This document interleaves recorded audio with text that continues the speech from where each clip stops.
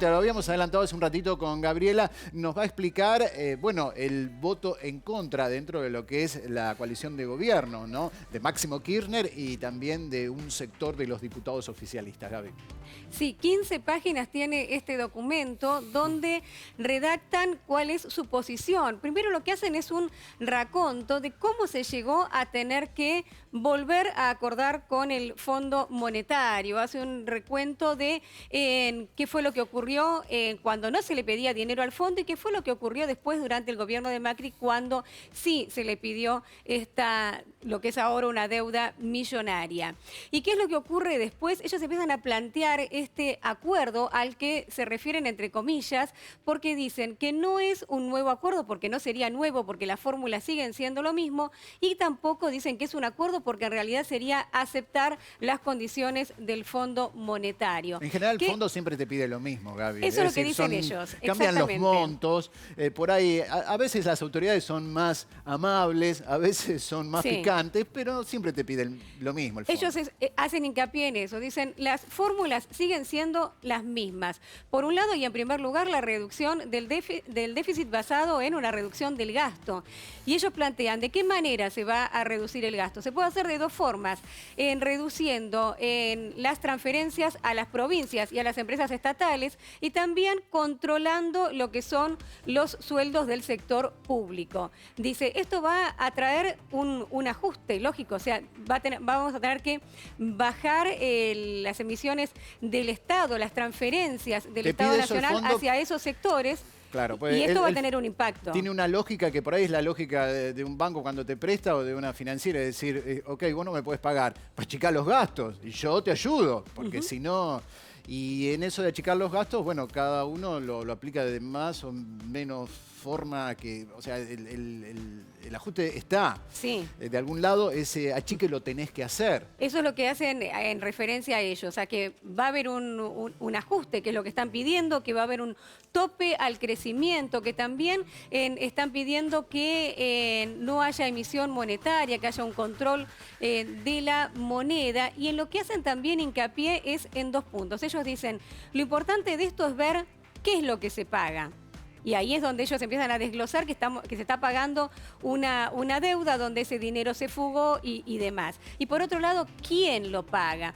Y lo que ellos plantean es que quien lo va a pagar es el pueblo, que lo vamos a pagar todos, que va a caer el peso sobre las espaldas de cada uno de los habitantes. Dicen, en la negociación el fondo puso mucho el foco sobre la cuestión de las tarifas en este sentido. Hay mucho subsidio, le dijeron. ¿Cómo está el tema de los subsidios? Muy subsidiadas las tarifas, ¿no?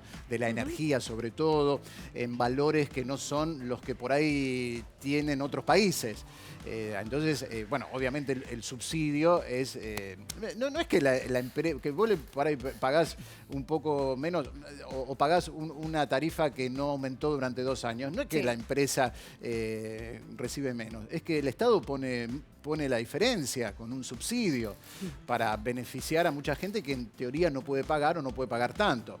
Pero dicen, achiquen ahí el subsidio. Bueno, a estos puntos hace referencia. Ellos plantean que no desconocen la deuda. Ellos dicen, bueno, la deuda está y hay que asumirla, hay que pagarla.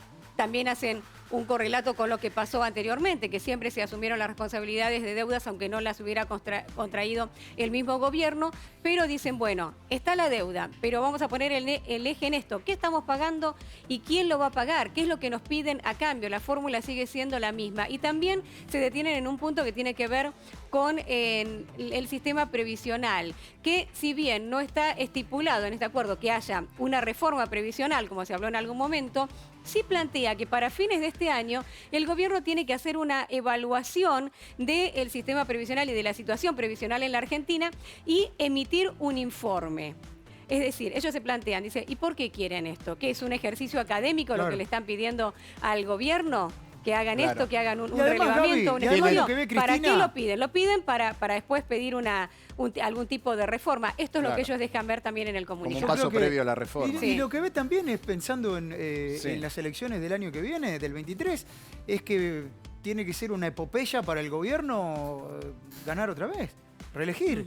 Digamos, ¿cómo le fue a cada presidente que tuvo relación con el Fondo Monetario Internacional, queriendo haberla tenido o habiéndola heredado como Alberto. No terminó bien.